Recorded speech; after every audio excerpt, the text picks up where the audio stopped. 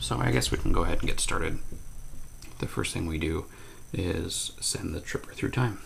So the rules say to roll one die and then roll another die. This is direction and this is distance. So we'll roll those 4 and 4. So then on here it's 1, 2, 3, 4. So we go in this direction 4, which is 1, 2, 3, and then you go right in relationship to the direction you're traveling is the way I took it. So 4. So he ends up on 11 in the year 378. We go to our battles rules, and 11 is Adrianople, and there's mounted spearmen on horses. They're the Ostrogoths, and the potential treasure we could find here is the Ostrogoth ring.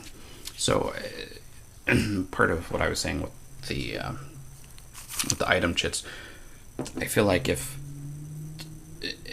someone was wearing an Ostrogoth ring, maybe in 1512 in Germany, that might get them some benefit for negotiating, things like that. But in a different part of the future from then, it might be a hindrance depending on where that was. So we know where we are. And so we're going to have 1d4 or 1d6 plus 4 of them. So we'll have 5. So I'll get those together and then we'll get them on the board. So I didn't mention before, but Alf is taking along, you have to bring, in solo play, you have to bring the radio and an M16. He also has a shotgun and then associated ammo with that. He has a bayonet, which on these counters looks like a knife, and insect repellent, which I haven't had to use yet, but it only weighs a half pound. Weight hinders how much you can move. And so the solo rules aren't very clear on this, but in the TimeTripper rules, what happens is every time you trip, the radio, M16, and shotgun kind of scatter randomly. You can carry the bayonet and insect repellent. I was in the military and carried both a radio and an M16, and I feel like if I was traveling through time, I would hold on very tightly to those things. So I'm not sure about that, but it does make it very difficult once you get on. You have to use the radio to trip again, and the M16 is definitely useful in fighting things. I like the shotgun. When things get close, it's pretty powerful. So the weight right now, I'm only carrying 11 pounds, 10 pounds worth of ammo, and a pound here. So that only takes 2 points off our on weight, which doesn't hinder any movement yet. So the tripper always starts in the middle here in 207, and then everything else kind of scatters around it randomly. Actually, there's 2 different ways things can come on. Actually, these are enters, so I shouldn't have done that. So these will come on randomly. If I'm reading the rules correctly, it doesn't mention this for solo play. It mentions it on team play, but the solo play does reference the team play for this. I don't know. It's one of those. So we'll do that again. I just roll one roll. It's A, B, C, D, E, F, 1 through 6, and then 1 through 6 on this. So the radio ends up at 706, which is actually really good because that's right there. That's probably the best place that the radio could end up. 5 and 2, 908. I know this isn't interesting for some people, but it won't take very long.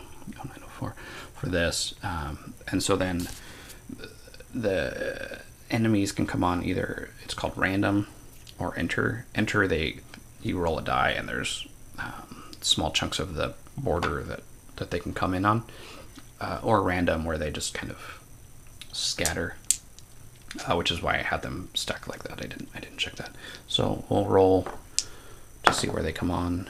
They come on at 3, which is right here. And I always go clockwise around the board.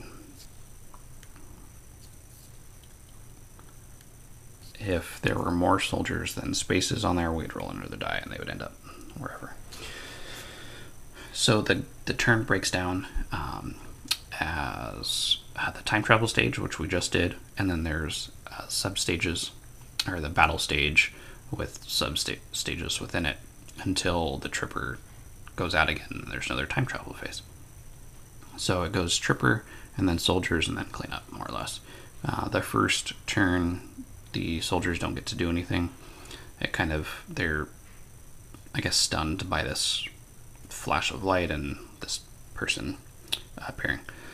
So to do anything, you have to spend an endurance point, which is your health, which makes it pretty tough.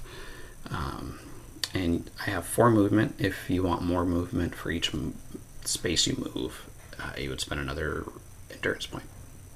So we'll move 1. Get this, it doesn't say anything about that it takes anything to pick something up. So we'll leave that. That also costs 3 weight points to carry. It's 16 pounds. You divide by 5. Yeah, that's the whole thing. So that was 1, 2, 3, and we'll stay there. We won't spend the extra endurance point because they don't get to do anything this turn. Kind of gamey, but whatever. So they don't get to do anything. There's no cleanup phase because there's nothing to do, and we'll move again. We spend our resource, or endurance point, and move. We'll pick this up. It's 1,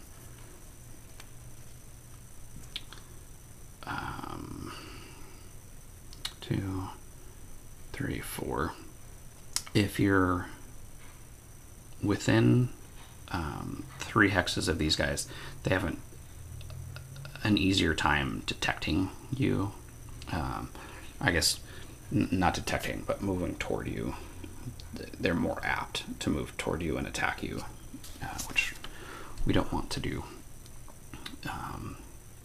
So now I have an option of either attacking them, negotiating with them, or trying to summon the flux. And I think at this stage I'd like to summon the flux just to get it on. So what you do is, I didn't mention this before, there's charts that Todd did a very nice job organizing here. They're very clear to read, and I like the colors he used. So you just roll on this flux command table. You roll 2d6. We need less than 7 to command it, and we got an 8. So that doesn't happen. So now these guys will move. So each one rolls on this detection table according to their detection rating, which is a G. So we come over here, and on G we'll roll. So we'll just go this way. First guy, he rolls a 6, which he moves towards. Historical soldiers move 3. So actually he's on a horse, so he'll move 6. 1, 2, 3. He would actually move there. So now that he's adjacent, each soldier, or each living thing, I guess, exerts a zone of control, like a lot of war games. And once you get in a zone of control, you have to stop. And they can now attack. They attack with strength 6, and I have a defense of 4, so that's a 2 on here. So they roll a 7, which is no effect, which is good. I won't mark this guy. I'll continue with this and come back after it's done.